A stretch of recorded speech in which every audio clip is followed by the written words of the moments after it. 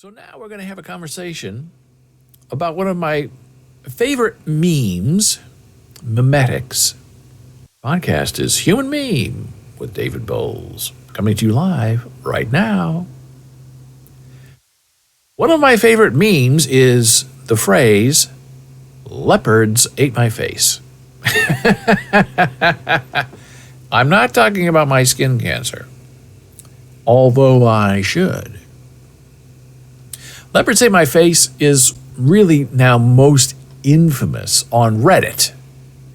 It's a wonderful Reddit subreddit group, online gang of thieves, where they post interesting memes and stories about this idea of leopards eating your face. What are you talking about? Who are you referencing? Well, that's what we're going to discuss right now. I'm going to show you where it all came from as we dig into the leopard eating your face. What is the origin of the phrase, "Leopards ate my face"? Leopards Ate My Face is a Reddit community for people who have brought their own misfortune upon themselves. That's the key. And I'll tell you, just from my experience, leopards ate my face usually comes from people who are termed as Karens and people who tend to be highly sycophantic right-wingers, as we'll see. But what is the origin of leopards ate my face? Well, here we go. The meaning of the phrase leopard ate my face means someone was hurt by what they supported or voted for. That's the key. It sounds very technical and confusing, but it's not. Leopards ate my face is often used in political contexts, but it can also be applied to other situations, as we'll subsequently see. So here's kind of where it all started. What is the origin of Leopards Ate My Face? Well, here you go. October 16, 2015, Adrian Bott posted on what was then affectionately known as the Twitter. And he said, quote, "I never thought leopards would eat my face," unquote, sobs woman who voted for the Leopards Eating People's Faces party. Now, that's a little confusing, but very funny, if you think about it. The phrase "leopards ate my face" originated in a tweet by Adrian Bott. The tweet went viral in 2015, spawning the popular expression "leopards ate my face" to convey the idea that one has caused their own problems. Fast forward to today, 2023, and people are still using the phrase to mock those who support policies that are ultimately against their own well-being. And this talks about the creation of the subreddit. Here are some examples of leopards ate my face. A single mother named Crystal voted for Donald Trump because she wanted him to hurt people who opposed him. But after the U.S. government shut down in 2019, she found out that she was the one being hurt by Trump.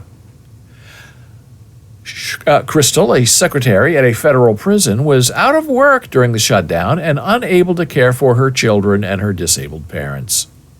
"I voted for him, and he's the one who's doing this," she said. "I thought he was going to do good things. He's not hurting the people he needs to be hurting." Leopards ate my face. Here's another example. After funding conservative candidates that were focused on abortion, bathrooms, and transgender restrictions, Republican Party megadonor Peter Thiel found out himself he was unhappy with the party's direction. As a result, he decided to refrain from donating to any candidates running for office in 2024. In response to the story, a Redditor in the Leopards Ate My Face community commented, "You bought the ticket, Thiel. Now you take the ride." Another example in business. A person bought a product that was advertised as easy to assemble, but they found it difficult to put together. As a result, they had to hire someone to assemble it for them. Leopards ate my face. Another example, a customer who buys a product that is advertised as being long-lasting only to find out it breaks after a few months of use. Leopards ate my face. In the idea of decisions, a father who named his kid Hitler is tired of being treated like garbage. Leopards ate my face. A man in Italy was going bald, so he decided to get bangs tattooed on his forehead. After seeing the horrible tattoo, he started to cry. Leopards ate my face. But that's not just enough. Let's go and see what the Urban Dictionary has to say about leopards ate my face. Leopards ate my face when I voted for the Leopards Eating People's Faces party as a parody subreddit, which is almost exclusively features content of people regretting their choice of voting for Brexit. Or Trump. That's where it started. How do you feel about Brexit as a Brexit voter? Well, I never thought it would be such a S show. Leopards ate my face when I voted for the Leopards Eating People's Faces party.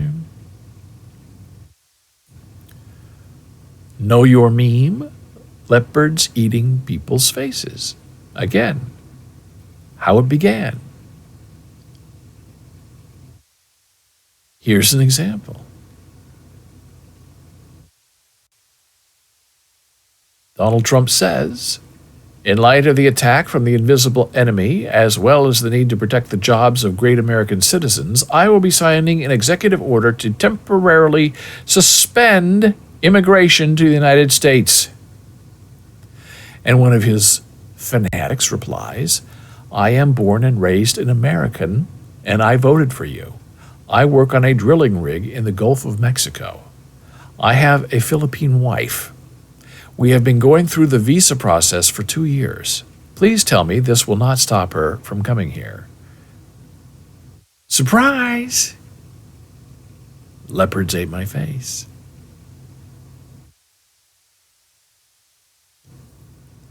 So I will put these links online on our Discord server, discord.gg/BOLES. So that's the setup. That's the idea of the Leopards Ate My Face meme. Now, how does it apply in reality? Well, I found this hilariously from January 4 of 2023 in the New York Times. Title of the article? Leopards Eat Kevin McCarthy's Face. By Michelle Goldberg, who's very funny and serious, lovely, interesting, intellectual, funny, silly, serious writer. Terrific stuff. And she writes, as we approach the anniversary of the January 6th attack, it's been grimly amusing to see that the party of insurrection can't even manage the orderly transfer of power to itself. Rarely does karma play out so neatly. Leopards ate my face. Kevin McCarthy nurtured the spirit of reactionary nihilism in the Republican Party, first by trying to harness the energy of the Tea Party for his own ambition, and then by his near-total capitulation to Donald Trump. Now the chaotic forces he abetted to have, at least for the moment, derailed his goal of becoming House Speaker, subjecting him to multiple public humiliations at what was supposed to be his moment of triumph. And she goes on to explain all of these wonderful, interesting ways of how these people that Kevin McCarthy owes his political life to are now coming after him. Leopards ate my face. And here's an example from a couple of days ago. The University of Nebraska's Ted Carter is named the next president at Ohio State. And here's the Leopards Ate My Face part. Carter had just been granted a bonus of $144,000 by Nebraska. Leopards ate my face. We paid the guy $144,000. He said thank you and moved to Ohio. Leopards ate my face. Now, if you know anything about the history of the Big Ten, if you know anything about the rivalry between Ohio State and Nebraska, you know that this whole thing is not just leopards eating your face, it is giraffes eating your heart. Because this is absolutely devastating to the University of Nebraska, and they are very proud people. We're number one. Nobody can compare to us. What's Ohio State doing, taking all of our people? And I'll tell you an example from 40 years ago when I was undergraduate at the University of Nebraska-Lincoln. And we were doing a show at the university, and the head of the department, the chair, very happy, nice home, living well in Lincoln, Nebraska. And he received an inquiry from Ohio State University saying, hey, drop everything you're doing in Lincoln, pick up, move here, and run the theater program at Ohio State. Now, Ohio State's a huge school, for 50, 60,000 students. Nebraska's very small, comparatively speaking. And this guy who was the chair of the department wasn't really interested in moving. And they said, Ohio State said, name your price. And so the chair said, okay, well, came up with some ridiculously outrageous number. I think it was something like 4 times as much as he was being paid at the University of Nebraska. And almost instantly, Ohio State said to that outrageous offer, counteroffer, done. Come on over. So this guy who didn't want to leave Nebraska, very happy, had set up a lot of interesting things in theater and the community, was suddenly put on the spot to get up and leave. And he very happily did, because it was a lot of money, a better school, and he landed at Ohio State, stayed there for the rest of his career. Very happy. It was the right decision for everyone. Meanwhile, back at the ranch, all the University of Nebraska people were very upset, disengaged, believe that anyone would ever want to leave the great state of Nebraska for a terrible place like Ohio State. And meanwhile, Ohio State's getting better and bigger and stronger and everything, and Nebraska's losing people.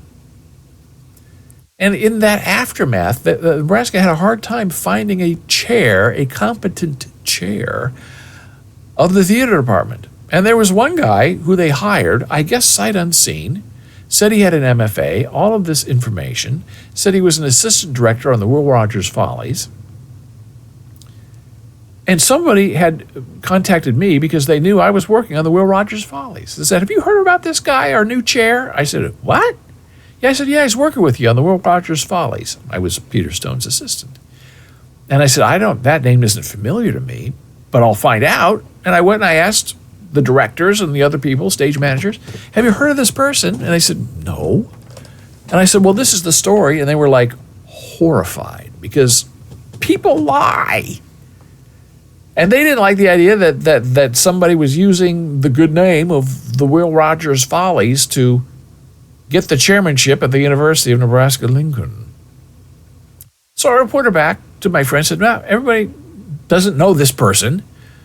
He's lying. And it's very upsetting as a Nebraskan that, not that this scammer got the job, but that the university didn't do its due diligence in vetting them. I mean, how hard is it to get hired at the chair of the university professor, where you can just make things up and get hired?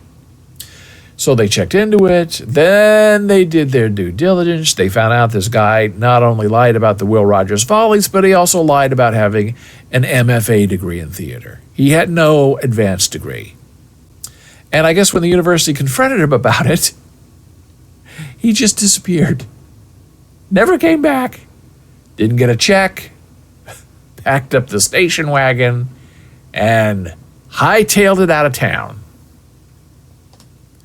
So there's a little bit of history there between Nebraska and Ohio State. I don't know if Nebraska is able to steal people from Ohio State, but Ohio State seems to regularly see Nebraska as the farm team for the Ohio State University. So this was such a rich and awful leopard eating my face story.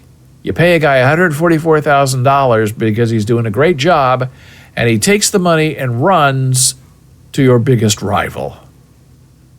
Leopards ate my face.